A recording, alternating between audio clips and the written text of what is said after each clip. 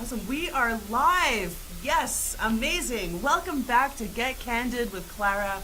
We had a short hiatus, but I'm excited to be back with you all. I appreciate you tuning in.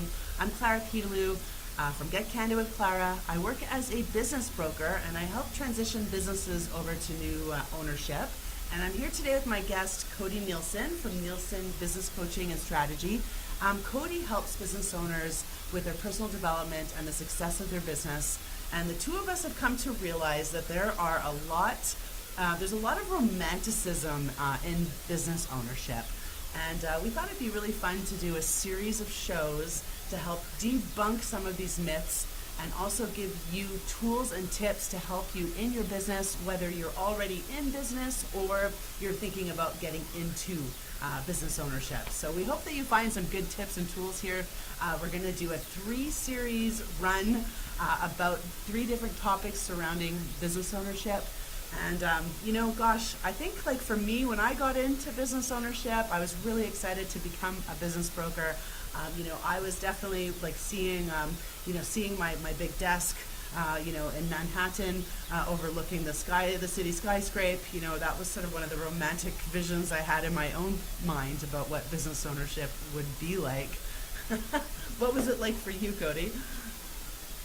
Kind of the same. You get into it and you have the idea that if you start a business, you're going to get rich and you're going to be able to do whatever you want and have all this free time.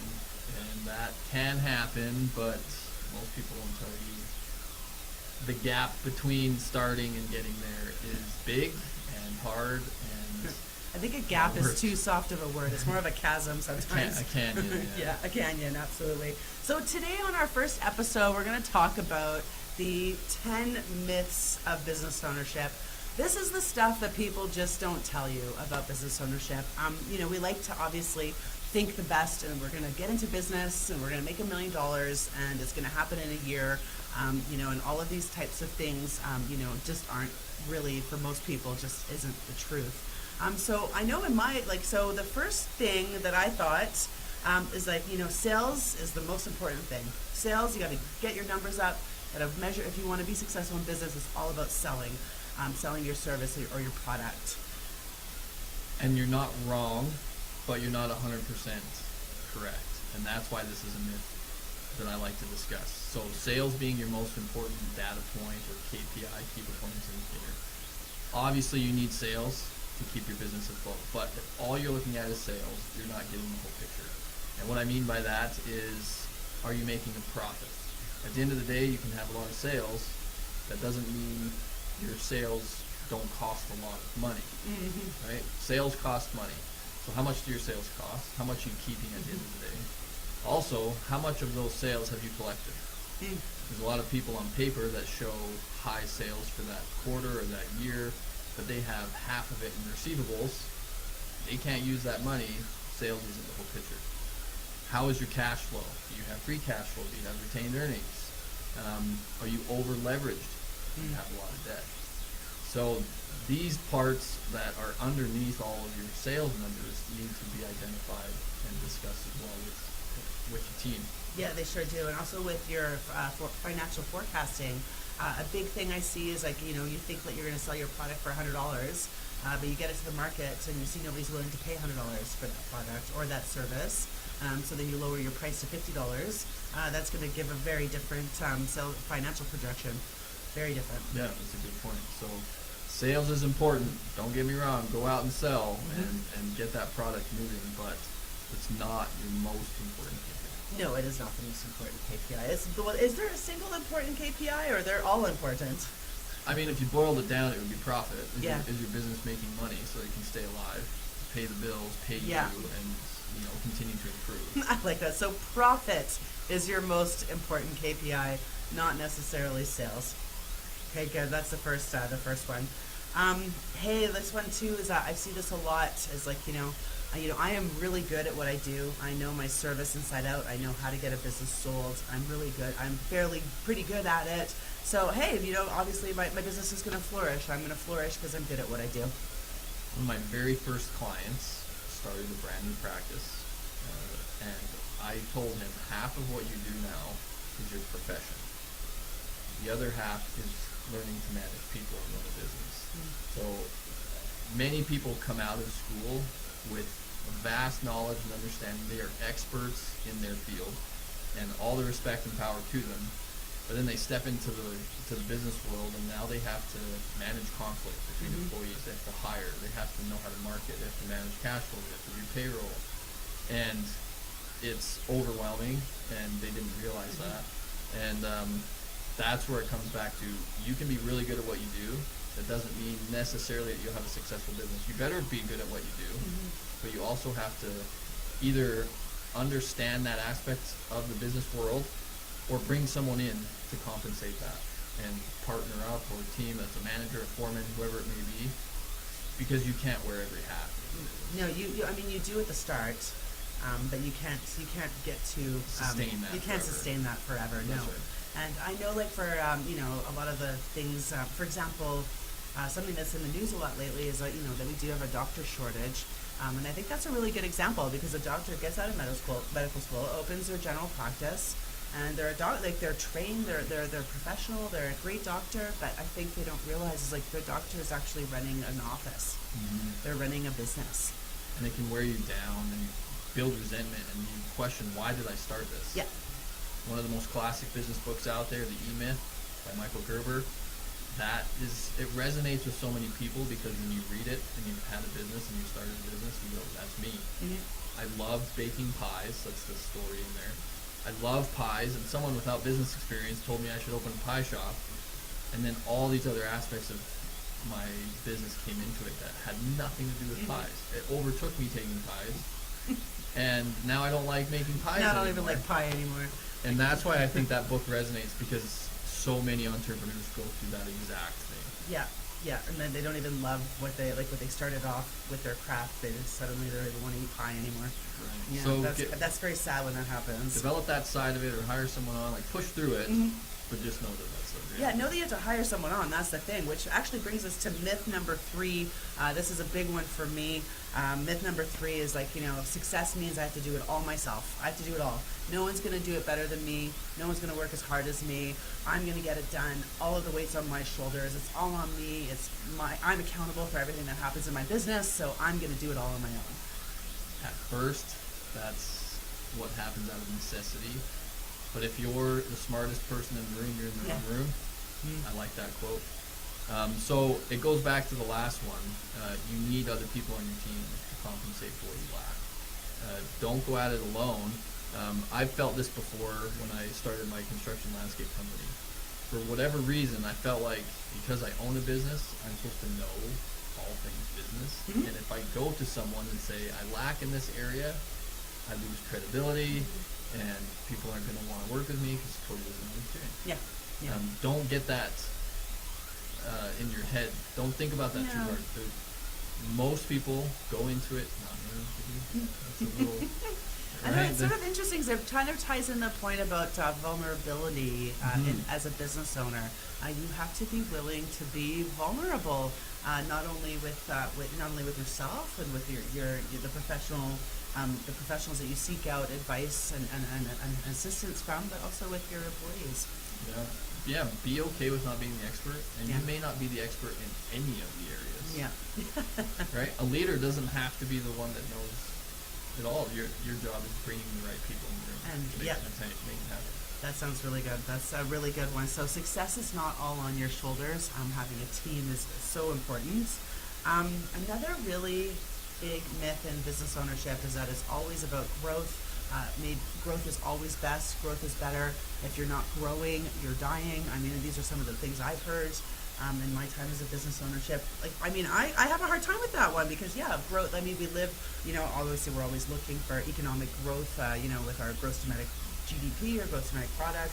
Want to always see the economy growing. We're fed that all the time through the media. I would expect that, yes, growth is always better. The reason that you want to dissect this is because, again, it's not always wrong. It's just not always right. Now, if you're a startup and you need to make $400,000 in sales eventually, and you're still at 100, obviously growth is good. You need to get past that ceiling. But you need to tell yourself, what do you mean by growth? really define it. What does growth mean to you? Personal, financial, business, people, market domination, international? What does growth mean, and then why do you want it? Because if you're always chasing more, you may never be satisfied. There are people that open a restaurant, they have an optometry practice, they make money, they're making a living, they got retirement, they're good. They don't want to expand. They don't need to expand. They're making good money, they're doing a good service for their people. Now, if you do want to grow, the reason that it's not always good is because if you don't manage growth the right way, you will drive yourself into the ground.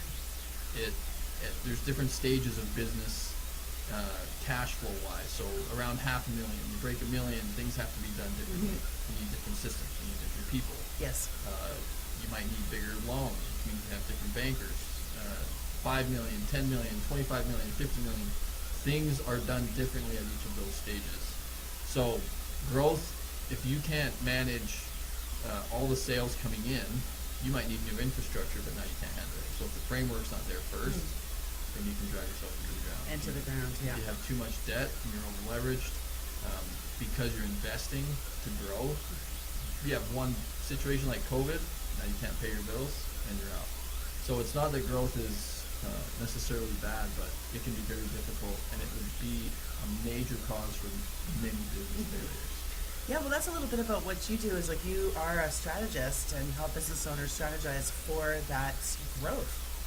To Right. be able to grow at the right pace with the right and implementing the correct infrastructure before going on to the next level. Yeah, so build the framework and the skeleton to take on what you want instead of the other way around. Yeah. Sometimes you got to take that job, you got to win that contract, and then you make it work, but you don't want to live that way all the time. Yeah, no, you don't. So, like, there's like that analogy about, like, hey, just jump off the cliff and build the airplane on your way down.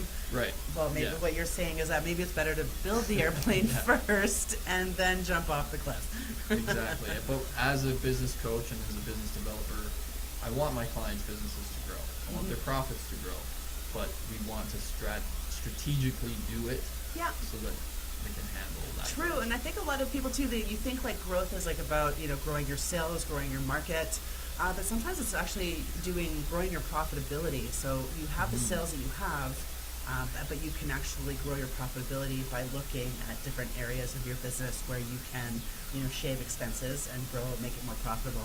Right, you can grow profit without growing sales. Yes, you can grow profit without growing sales, and I think that's maybe a myth that like people automatically think that it's like growing sales and you'll be more profitable, but that's not always the case.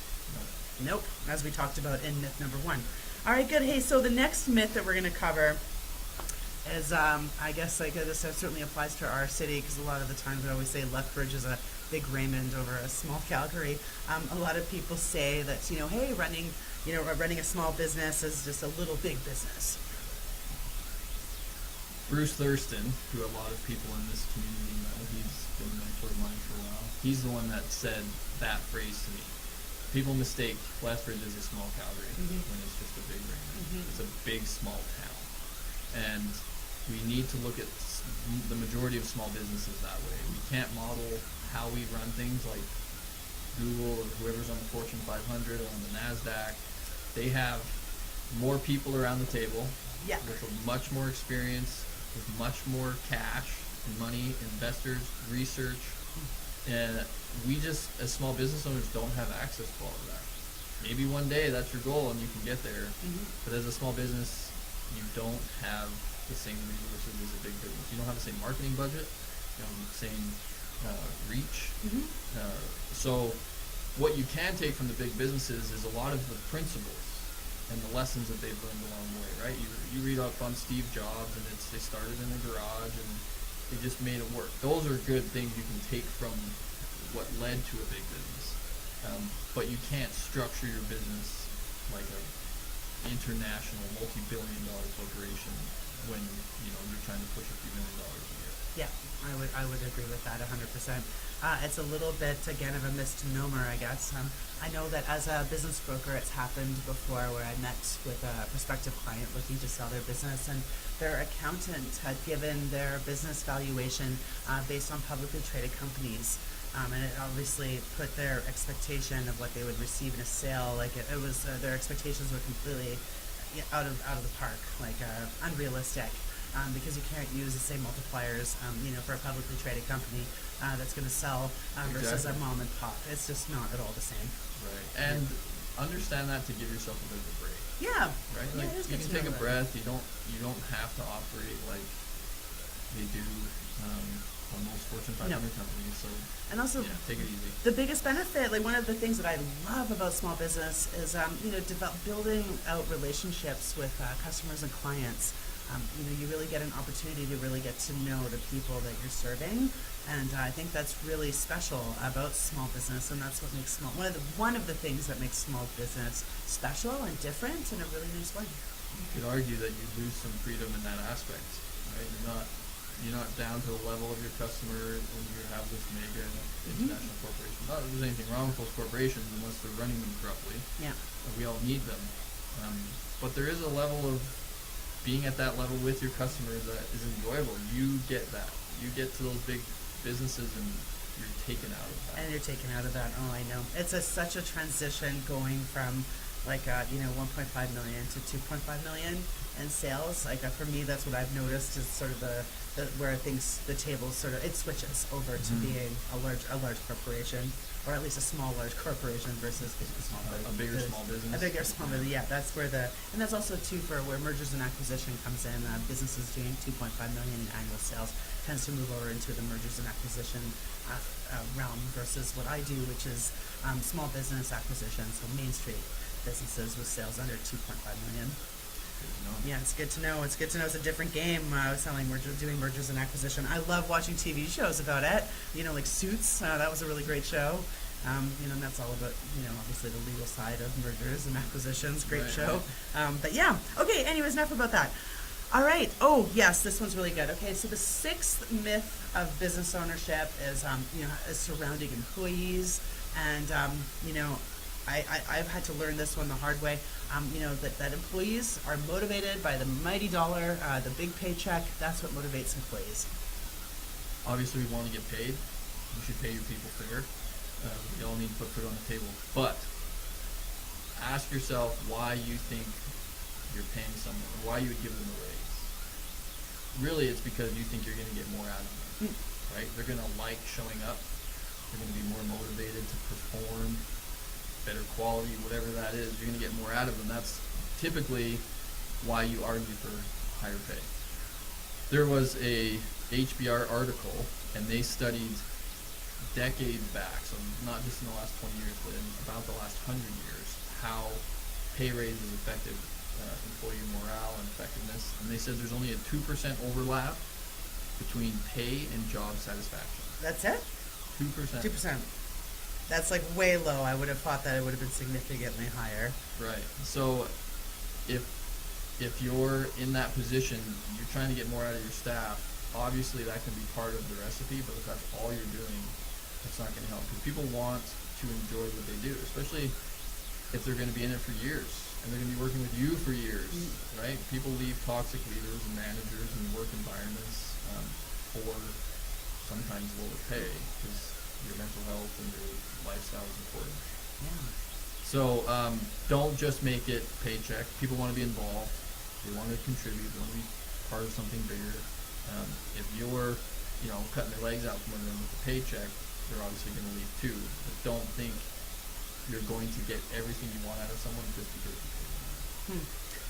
Yeah, I know. I mean, just kind of. Okay, so what in your experience, or what have you learned that is a great way to motivate employees if it's not just the paycheck? They need to know that they're not a disposable resource. Well, everybody says that they're a disposable resource. They're like, yeah, it's like you're not that special. You're replaceable. Right. Yeah, that's kind of the culture that we live. And to be honest, I think we all need to have a job like that at one point. Yeah. Like you're the dishwasher at a restaurant, right? That was my first real job. Yeah. And I was disposable. It's not a hard skill to learn necessarily. I got really good at it, I'll admit.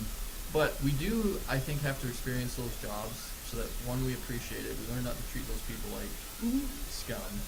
But two, that we do want to be part of something else, and that he could have paid me a lot of money I wouldn't have wanted to raise my family doing that. I want to be part of something bigger, right? Which is why I coach. I want to have that kind of an impact. I don't think I would have lasted as a dishwasher for the rest of my life, and I think that's what the point is. It is the point. I think that's sort of funny because, for me, my personal experience along my journey, I felt like just another number or another cog in the wheel working for a large corporation. I felt very just very undervalued. Like, just get your data entry done. This is what I was expected to do, and that was it. Like, nobody really cared about me. Like, nobody noticed or took the time to hear my concerns or talk with me, or I just felt like a nobody. And I worked there for like a year before leaving, feeling like just that I wasn't that I was just a no one walking around. It was really awful. I had a great salary, but it wasn't. It drained you. It drained me, absolutely it did. Whereas I felt more connected and a part of the team working for small business owners. In Simon Sinek's book, Start With Why, in the early part of the book, he shares the story of the first airplanes being built, right? The Wright brothers. And he contrasts their competition. I'm forgetting what the name of the competition was, but the Wright brothers didn't have much education, they had no money, they had no research and development team, but they had a passion for what they wanted to do. Where their competition, they had the news and media behind them, they had funding, government, research and development, they had everything that should have been there to make it work. And when it didn't work, because the Wright brothers flew first, they just gave up on the dream. They didn't, but it wasn't deep in them. They were doing it for a different reason than the Wright brothers. And that's the kind of person that you want on your team. That's what motivates people in the workplace, is they have a drive and a passion for that. The Wright brothers didn't need money.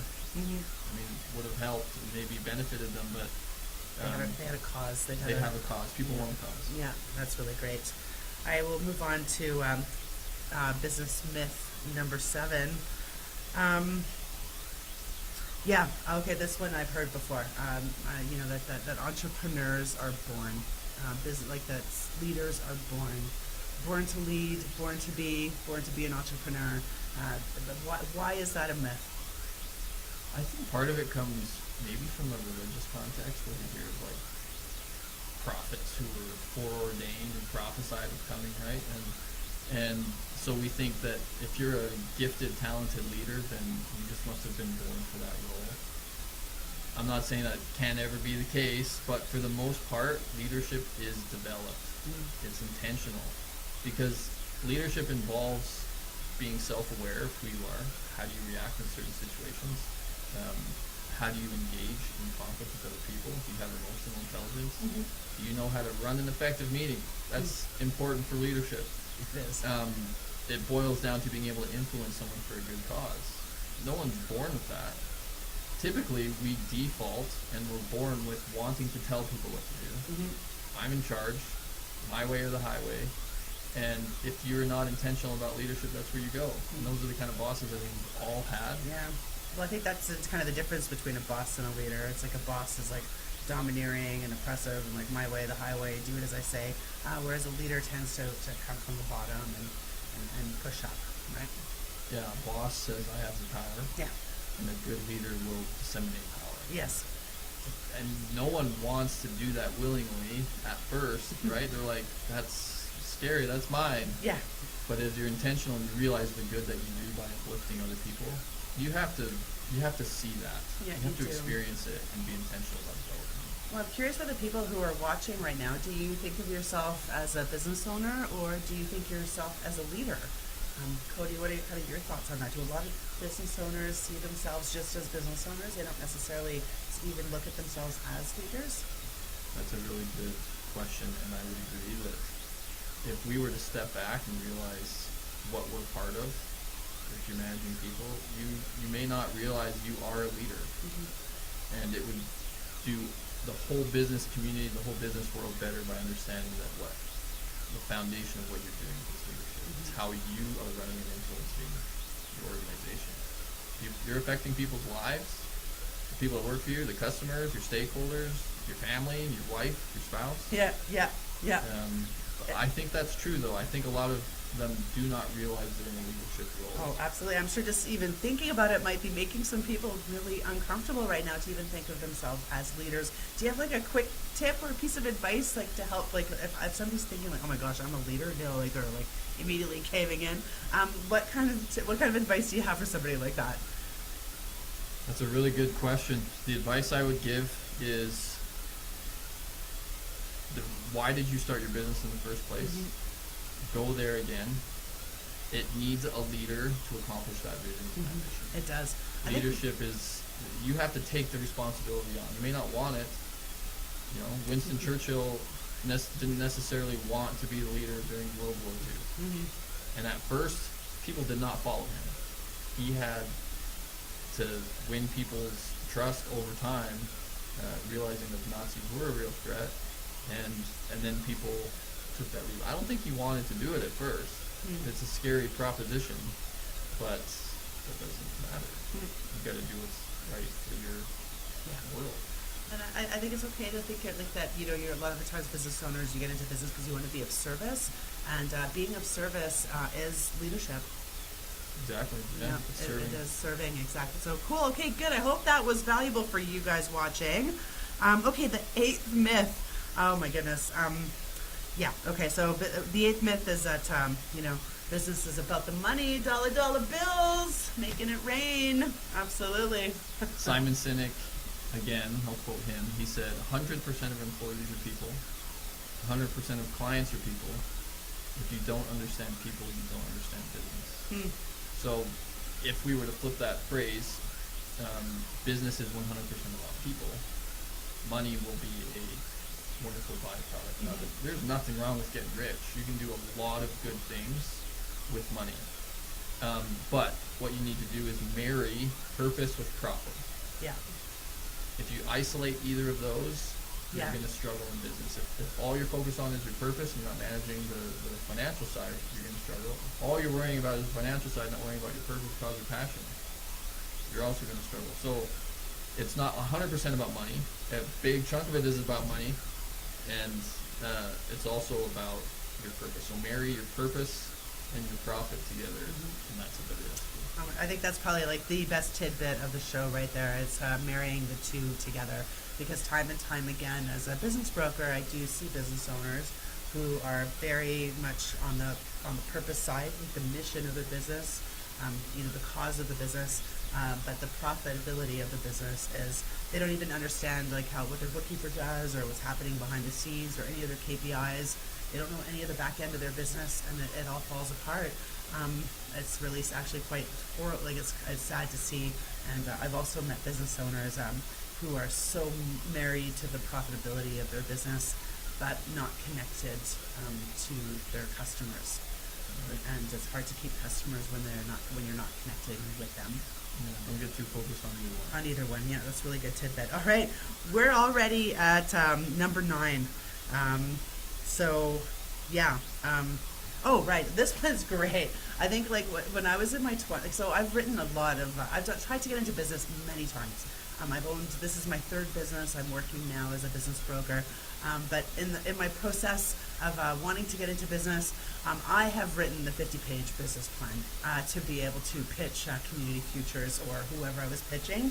The 50-page business plan, like you have to have one of those. I have written more than I want to admit. Going through a university degree, you tend to write a marketing plan, a business plan. I actually entered a business plan competition and won 2nd place. I won like $5,000. Nice. So I have been down the business plan route. It's not that they're not valuable.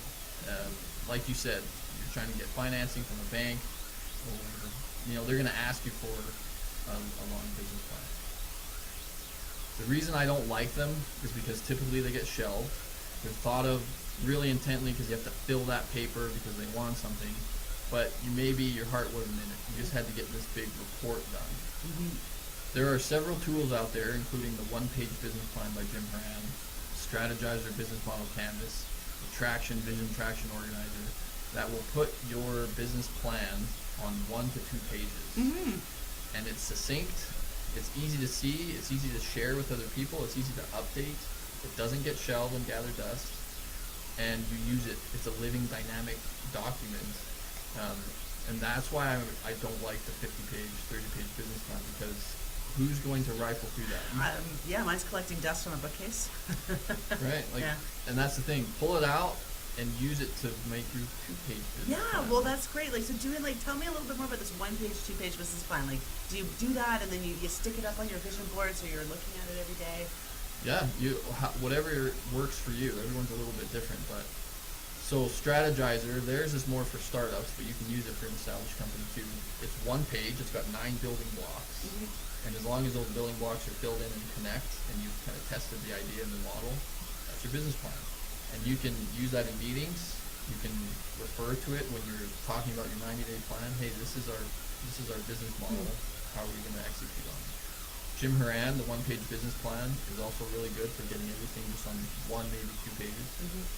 And Vision Traction Organizer out of the book Traction, the entrepreneurial operating system, is one of my favorites that I use with several clients. And again, it answers a bunch of questions, but puts it on 2 pages. Yeah, and really simplifies complex ideas Yeah. down to really bite-sized, actionable steps. And if you have some documents that dive deeper into each of those areas in the background, that's fine. Yeah. But you've consolidated it to one shareable, updatable document that's a lot easier to use. Yeah, and a lot more visual and a lot more. And would that be something that you would share with your employees? Yes, I mean, to a certain level. Some employers don't want to share all the details, and I get that.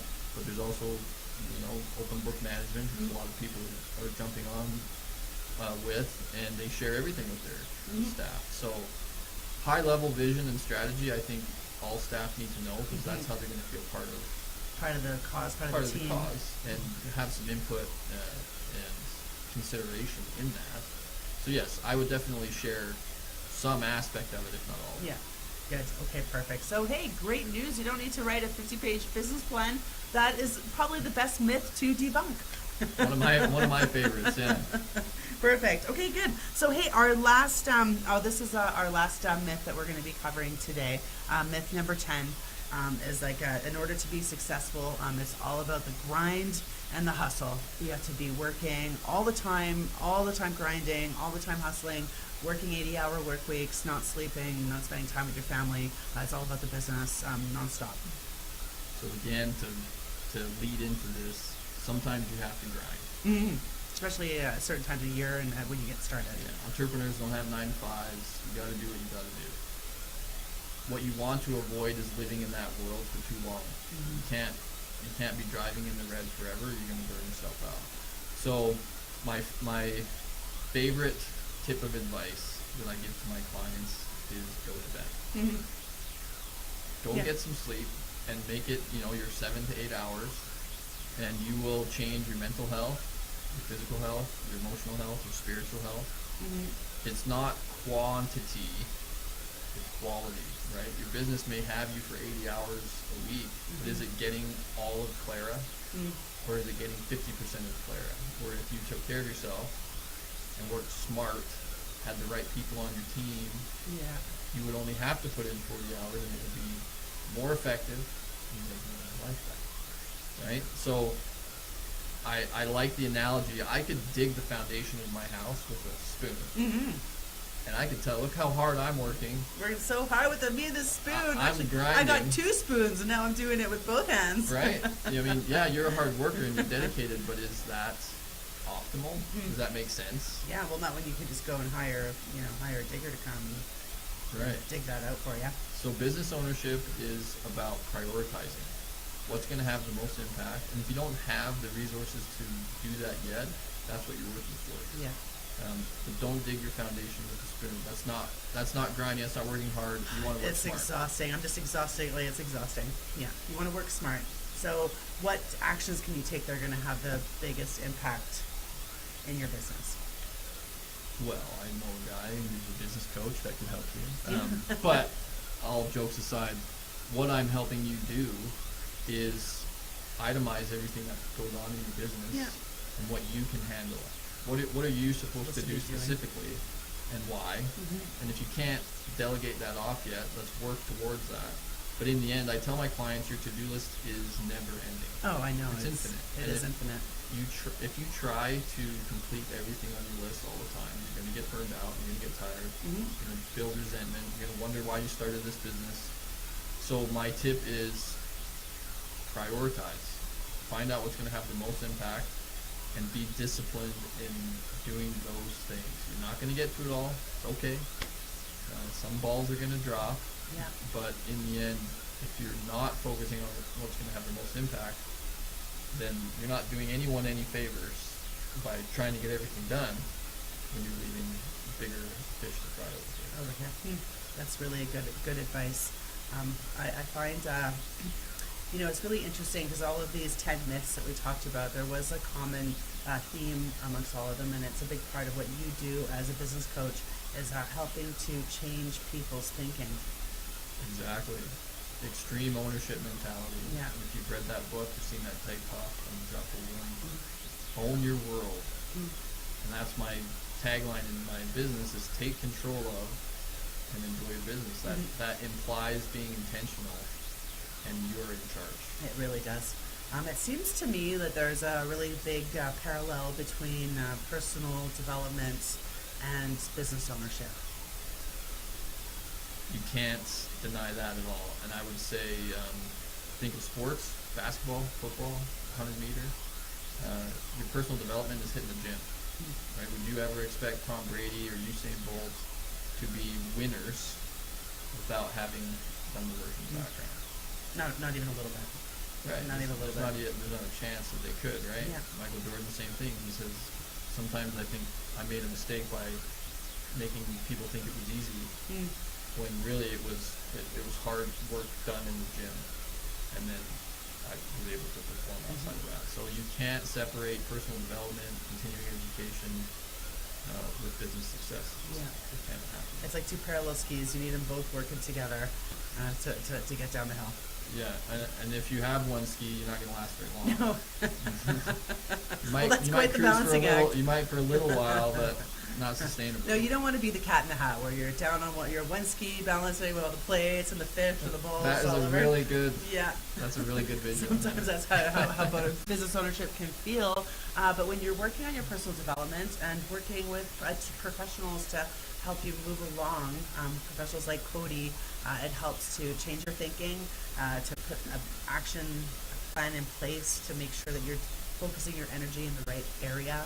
And it's about also developing yourself as a leader. I think is really, I don't know, those seem to be the three draws that I picked up from today's interview. Yeah, in the end, you need to get stuff done.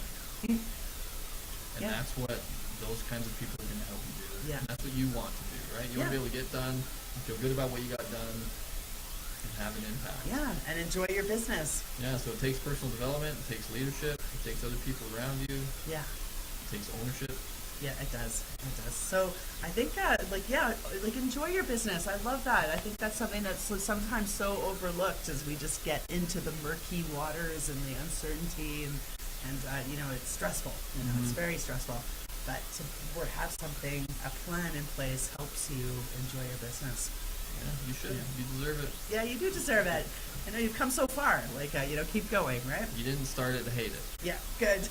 That was great. Well, hey, we just powered through the 10 myths of business ownership. I hope you guys got some really great value out of it.